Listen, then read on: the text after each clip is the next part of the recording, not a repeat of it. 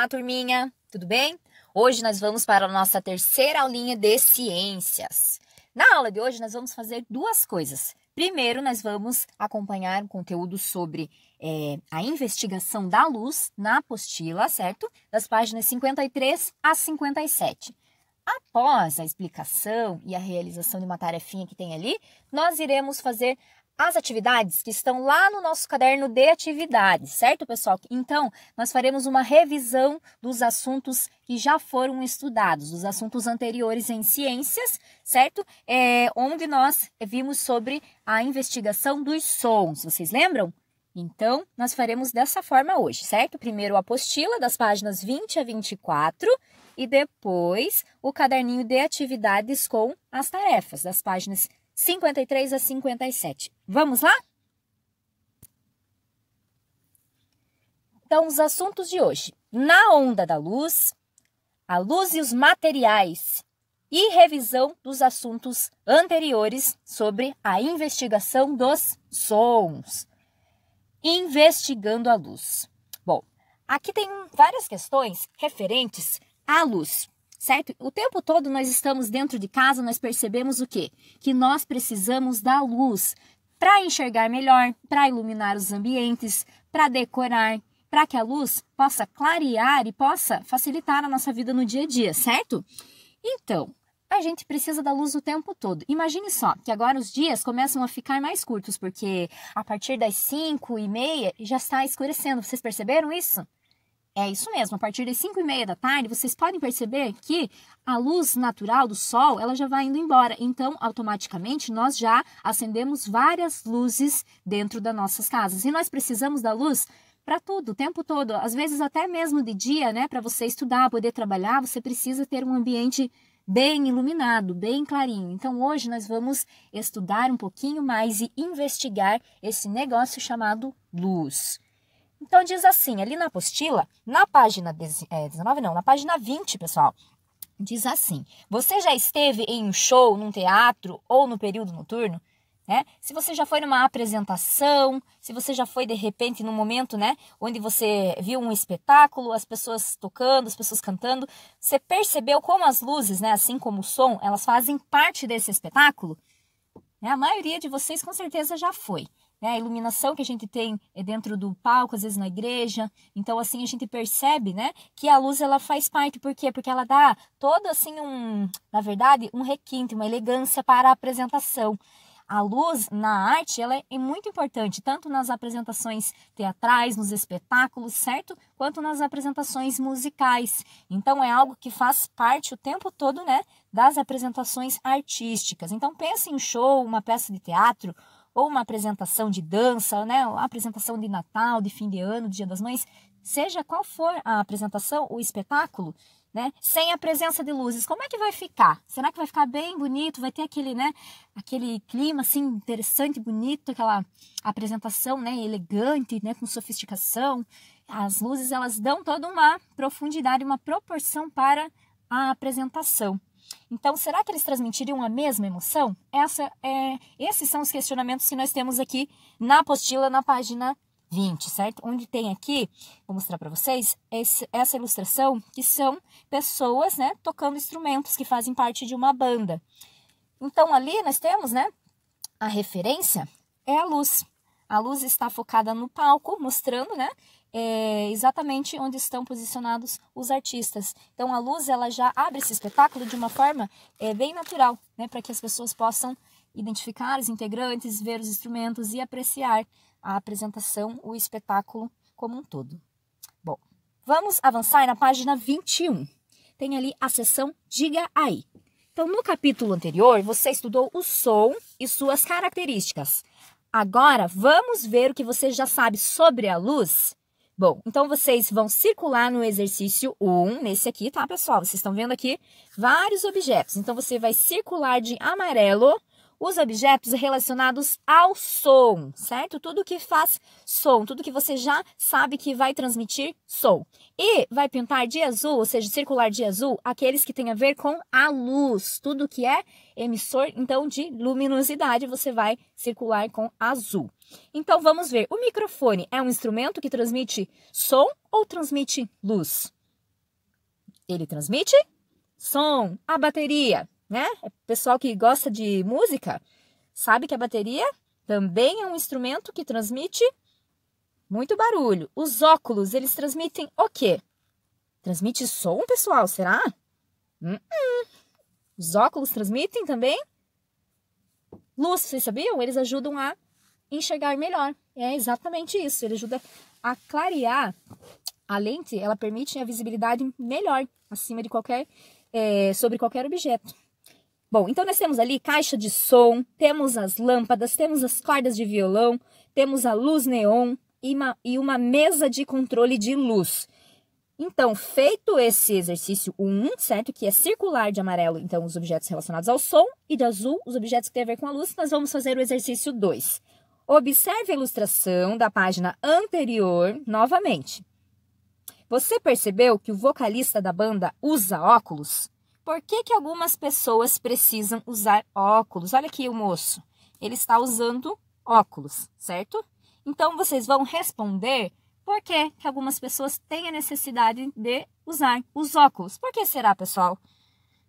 Os óculos, como eu havia falado para vocês, eles facilitam que a nossa visão ela possa detectar vários tipos de objetos. Então, para que a pessoa facilite, melhore, né, a sua visão, enxergue melhor, ela vai utilizar os óculos. É uma necessidade que muitas pessoas têm para conseguir ler, enxergar qualquer tipo de coisa minúscula, tá? Então, os óculos, eles ajudam sempre a enxergar melhor.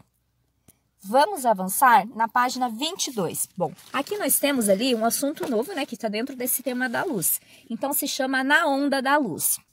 Vamos lá, pessoal, vamos ler juntos.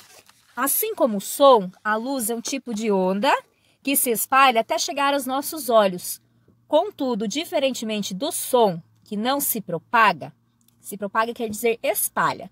Na ausência de ar, a luz pode viajar pelo espaço sideral. Então, a luz ela vai caminhando por todos os lugares, certo? Um exemplo disso é a luz do sol, que chega para nós, aqui no nosso planeta, todos os dias, né? Nós temos a presença dessa luz natural, que é a luz do sol, todos os dias. Então, a luz do sol, ela viaja pelo espaço e chega à Terra e também a outros planetas. No lado em que é noite, os continentes aparecem iluminados pelas lâmpadas. Então, a luz é produzida pelo sol, pelo fogo, pelas lâmpadas e até por alguns seres vivos, como, por exemplo, os vagalumes. Vocês já viram, pessoal, os vagalumes, que são tipo uns insetos, né, que têm os olhinhos com luz? Então, nesse caso, dizemos que são corpos luminosos porque produzem a própria luz. Vamos então voltar aqui nessa questão, frisar bem que a luz é produzida pelo sol, pelo fogo, pelas lâmpadas e também até por alguns seres vivos. E esses condutores de luz, né, os produtores de luz, eles são denominados corpos luminosos porque produzem a sua própria luz, certo? Então, os corpos luminosos, eles são considerados fontes de luz, certo? O Sol e outras estrelas são fontes de luz natural. Por quê? Porque eles vêm do espaço, são recursos naturais, não são fontes de energia, de luz que o homem produz, certo? Então, já as lâmpadas ou as telas de computadores, aí essas sim são fontes de luz artificial. Por quê? Porque foram desenvolvidas pelos seres humanos. Então, aqui nós temos o exemplo, olha lá, pessoal, que lindo, né?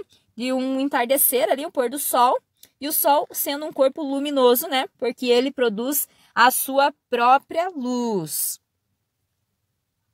Bonita a imagem, né? Aqui da luz do sol. Então, quando um corpo não produz luz, mas reflete a luz que recebe, ele é chamado de iluminado. Presta atenção, pessoal. Quando um corpo não produz luz, então, mas ele reflete essa luz que recebe, ele é chamado de iluminado. A Terra, a Lua, uma maçã ou um livro são exemplos de corpos iluminados. Então, a Lua, vejam aqui a representação da Lua nessa imagem, certo? É um corpo iluminado, pois ele reflete a luz do Sol. Olha que interessante. Ela não tem luz própria, mas ela não produz luz, a Lua. Ela reflete a luz do Sol. Vamos avançar, pessoal, na página 23. onde nós vamos falar sobre a luz e os materiais. Então, ali na página 23, tem uma imagem já mostrando um papel, tá? Como se fosse um monitor de computador ali, mas tem um papel, uma folha sulfite. Diz assim, então, você consegue identificar o que está atrás desse quadro? O papel é um material opaco, ou seja, ele não deixa a luz passar. Tudo que é opaco, ela não reflete luz. Ele também não deixa a luz passar por ele. Então, por isso, nós não conseguimos ver o que está atrás do quadro. Além do papel, a madeira, alguns tecidos e uma parede de tijolos são exemplos de materiais opacos, ou seja, que não deixam a luz passar e também não refletem a luz, certo? Porque eles são opacos. Veja bem ali, que se você pegar um papel, você vai ver que o papel, ele tem essa característica, né, de ser totalmente branco ali, que isola essa presença da luz. Então, ele não vai deixar você perceber o que tem atrás dele, também não vai refletir nada. E agora, é possível ver o que está atrás desse outro quadro? Aqui, pessoal, nós temos, olha só, nós temos algo que é transparente. Então, né, no segundo exemplo, nós temos um material com transparência. Então, nesse caso, nós conseguimos ver o que está atrás do quadro. Por quê? Porque há um vidro preenchendo. Gente, o vidro, ele é totalmente transparente, ele reflete e ele permite com que a luz passe por ele. Um exemplo disso são nossas janelas, né? Em casa, janelas do vidro do carro, janelas na escola, então permitindo essa passagem da luz, né? Bom, então o vidro, assim como o acrílico e alguns tipos de plástico, eles são exemplos do quê? De materiais transparentes. Isto é, que deixam a luz passar. Então, os materiais transparentes sempre vão permitir esta passagem da luz, certo? Agora, os materiais opacos, como por exemplo a folha sulfite, né? O pedaço de madeira, tecidos, eles não vão permitir essa passagem da luz, porque eles não têm esta transparência, certo, pessoal? Bom, então a luz, ela se desloca sempre em linha reta, tá? Sendo bloqueada por materiais opacos ou se mantendo em linha reta ao passar por materiais transparentes. Então, quando a luz chega até um material opaco, ela vem em linha reta, mas ela acaba sendo bloqueada porque esse material não permite com que a luz passe por ele. No caso de um material transparente, ele consegue atravessar, certo? Essa barreira, porque o material é transparente, então ele acaba entrando, passando, né? Entretanto, existem materiais que não são opacos e nem transparentes, tá, pessoal? Como, por exemplo, o vidro fosco e o papel manteiga. Vocês já viram aqueles vidros bem foscos assim, né? Jateado, que falam? Então, e o papel manteiga é um papel que a gente usa para fazer desenho, né? Também usa, na verdade, na culinária em casa, né? Que as mães usam aí para utilizar na cozinha. Então, esses materiais são chamados de translúcidos, porque ao atravessá-los, as ondas luminosas são desviadas e a imagem que vemos não é nítida. Observe, então, essa diferença, né? Os translúcidos, a nossa imagem, ela não é nítida como, né, o exemplo aqui do material que é transparente. Olha só, aqui nós temos o opaco. O opaco não dá para ver absolutamente nada. No transparente eu consigo ver perfeitamente com muita nitidez. E no translúcido eu não consigo ver com nitidez, mas ainda assim eu consigo ver a forma daquilo que está por trás, certo? Daquela imagem. Então, essas são 3 diferenças, tá, pessoal? Da luz incidindo sobre os materiais opacos, os transparentes e os translúcidos, certo? Vamos para a página 24. Então, aqui nós temos uma atividade, certo? Na seção lápis na mão. No exercício 1, diz assim: alguns corpos são chamados de luminosos, pois produzem a própria luz. Já outros apenas refletem a luz que recebem, sendo chamados de iluminados. Vocês lembram, pessoal? Quem é que eram os corpos, né, que refletiam a própria luz? Vamos só tentar relembrar? Então, lá na página 22... né? Nós vamos relembrar que o sol, o fogo, as lâmpadas e até os vagalumes são corpos luminosos, ou seja, que produzem, né, a própria luz. E o exemplo da lua, certo? A terra, uma maçã ou um livro são os chamados corpos iluminados. Então, ali no exercício 1, né, com base nessas informações, vocês irão recortar as imagens que nós temos aqui, certo? Nessa tirinha lateral, nós temos ali 6, 7 imagens. E vocês vão colar nos espaços correspondentes, certo? Então, nós temos ali a seção que diz os corpos luminosos e a outra dos corpos iluminados. Então, vocês vão recortar e vão colar tudo que produz luz por conta própria, certo? E tudo que reflete luz, ou seja, que não produz luz por conta própria, apenas reflete, como o caso da Lua, os corpos iluminados. Ok, pessoal? Então, vai colar, já vou dar a dica, ó, vai colar 4 figurinhas nos corpos luminosos e 3 figurinhas nos corpos iluminados, certo? Não vou falar a resposta, aqui é com vocês. Então, são essas tirinhas aqui do ladinho, tá, pessoal? Onde tem a tesourinha ali. No exercício 2, quando a luz atinge um material opaco, forma-se uma região escura, que é chamada sombra, certo? Que também ocorre com o corpo dos seres vivos. Então, agora vocês vão analisar, ou seja, vocês vão observar atentamente essas imagens e vão identificar o que produziu as sombras representadas em cada uma delas. Essa tá fácil, né, pessoal? E tá bem legal. Então, você só vai descrever aqui o que cada cena está representando na sombra, através da sombra, certo? Então, são essas tarefinhas aqui da apostila. Agora, nós vamos fazer aquela revisão sobre os sons no caderno de atividades, certo, pessoal? Então, vocês vão pegar lá na seção Ciências, na página 53, e vocês vão iniciar ali no exercício 1.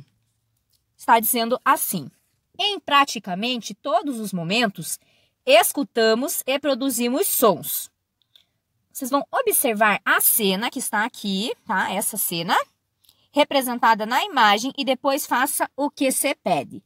Bom, então vocês vão fazer o seguinte, na letrinha A. Marcelo está comemorando seu aniversário com os amigos em um parque afastado da cidade. Marque X nas alternativas que descrevem sons que eles terão mais chances de escutar nesse local. Aí tem a primeira opção ali: pessoas cantando, pessoas batendo palma, crianças gritando, sons de trânsito, uma porta batendo e pessoas conversando. Pessoal, numa festinha de aniversário, quais tipos de sons que nós vamos ouvir mais? Então, vocês vão assinalar os sons que, com certeza vocês iriam ouvir numa situação dessa, ou seja, numa festinha de aniversário. Letra B. Depois dos parabéns, Marcelo e seus amigos foram brincar.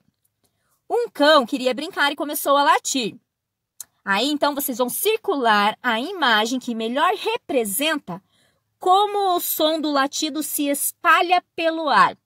Em seguida, vocês vão assinalar a alternativa que justifica corretamente sua escolha. Então, primeiro você vai observar essa imagem aqui dos cachorros, certo? E você vai circular aquela que representa o som do latido se espalhando, ou seja, se propagando pelo ar. Vocês lembram que a gente falou muito sobre a propagação do som pelo ar? Então, você vai circular essa imagem que representa essas ondas de som, certo? E aqui embaixo, você vai assinalar uma dessas alternativas aqui. É apenas uma das duas. Primeiro diz assim: o som se espalha pelo ambiente em linha reta. Será? E a outra diz assim: o som é uma onda que se move para frente e para trás, espalhando-se pelo ar. Então, a partir de tudo que nós já estudamos, do que vocês já sabem, vocês vão assinalar apenas uma das duas. Não esquece de circular um cachorrinho ali em cima. Certo, pessoal? Vamos para a página 54.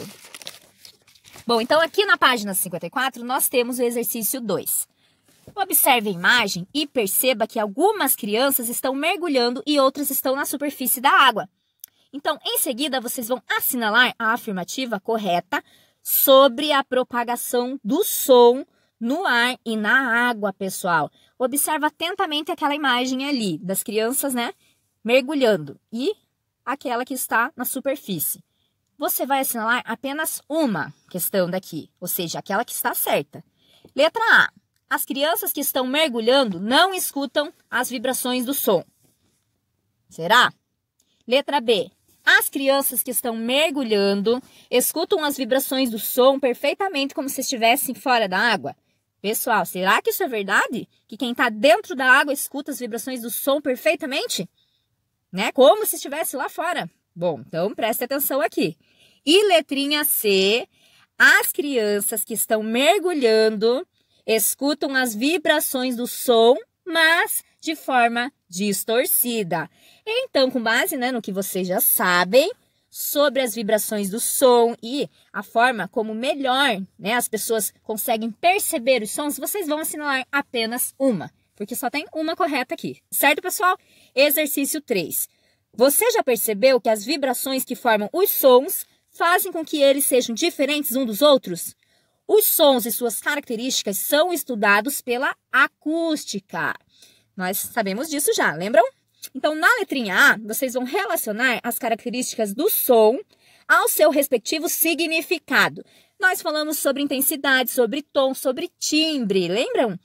Então, agora chegou a hora de colocar em prática os nossos conhecimentos e vocês vão relacionar. Então, na letrinha A, nós temos intensidade. Na letrinha B, nós temos tom. Na letrinha C, timbre. Você vai colocar cada letrinha dentro da alternativa correspondente, ou seja, daquela que significa cada uma, né, dessas características. Então, vamos para a primeira. Qual é, né, essa característica que é usada para definir se um som é fraco ou forte? É a intensidade, será? É o tom ou é o timbre? Coloca a letrinha correspondente à característica, se é A, B ou C. Segunda opção ali. É a identidade do som, lembra que eu falei muito nisso, pessoal? E varia de acordo com o objeto ou a pessoa que o produz. O tipo de material de que os objetos são feitos influencia no som que emitem. É intensidade, é tom ou é timbre? Última característica. É a característica do som que possibilita classificá-lo considerando sua altura, ou seja, se é agudo ou grave. É a intensidade, é o tom ou é o timbre? Então, essa é com vocês, pessoal. Vamos à obra aí. Letrinha B. Agora, relacione as características do som aos exemplos mais adequados. Vocês vão relacionar tudo que a gente tem aqui em cima. A intensidade, o tom, o timbre, para as situações que estão ocorrendo aqui embaixo. Então, a primeira é: mãe, por que o miado do gato é mais fino do que o latido do cachorro? Tem a ver com intensidade, com tom ou com timbre? Carol, sua voz é tão linda. Quando eu falo de tom, na verdade, quando eu falo de voz, tá, pessoal? Eu estou falando de algo que é uma identidade única. Então, vocês lembrem dessa dica aí, tá? Pai, aumenta o volume da televisão. Lembra quando eu falei que volume, ele tem outro nome quando é relacionado às características do som? Né? Quando você quer ouvir algo mais baixinho ou algo mais alto, né? Nós chamamos de... Então, você vai colocar essa característica ali. Certo? Já dei a dica aqui. Vamos lá, pessoal, para a página 55? Então, no exercício 4, vocês vão ler as falas do Caio, do Gustavo e Beatriz. Em seguida, vocês vão escrever com qual características do som, se é intensidade, se é tom ou se é timbre, a fala de cada criança está relacionada, tá? Então, ali tem o Caio, que é o primeiro menininho, depois tem o Gustavo e, por último, a Beatriz. Na letrinha A, Caio tá falando assim: como esse som é agudo. Olha lá o Caio. Nossa, tá muito... agudo, o som está incomodando ele. Isso está relacionado a quê, pessoal? A intensidade, ao tom ou ao timbre? Letrinha B. Fale mais alto, não estou te escutando. A pessoa que está falando com o Gustavo está falando muito baixinho, então ele não está ouvindo, ele não está escutando direito, ele está reclamando. Qual característica que ele está tentando relacionar ali, pessoal? Do que ele está falando? Da? Então, vocês vão escrever na letrinha B. Letra C. Adoro essa cantora. A voz dela é incrível. Lembra quando eu falei para vocês da identidade, da cor da voz? Então, ela está falando deste assunto ali, ó. Vocês vão marcar lá na letra C.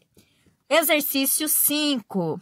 Leia o texto e sublinhe uma característica da música que indica que o som é uma vibração. Vamos ler juntos? Então, o título é: você sabe o que é uma orquestra? Uma orquestra é um conjunto de instrumentos diferentes tocados juntos. Você pode assisti-la num teatro, na televisão, ao ar livre, em praças e parques. Através do ritmo, a música se torna vibrante.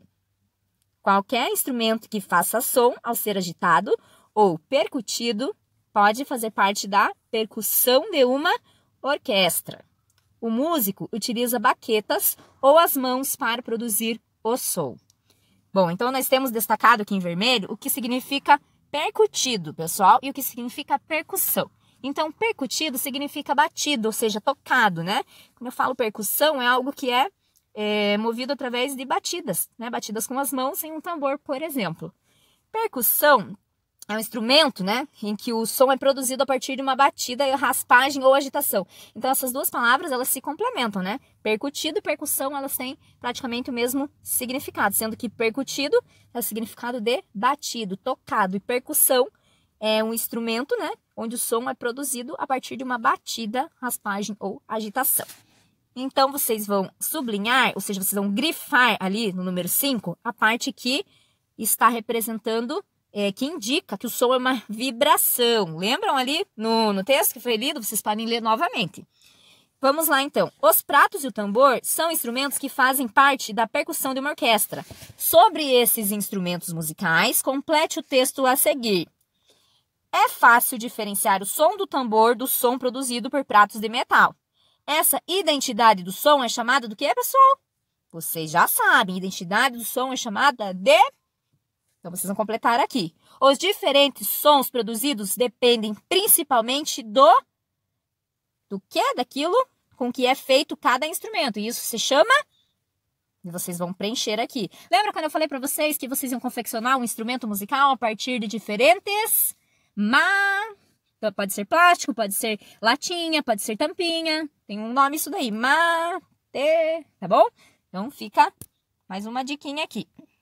Vamos para a página 56, pessoal.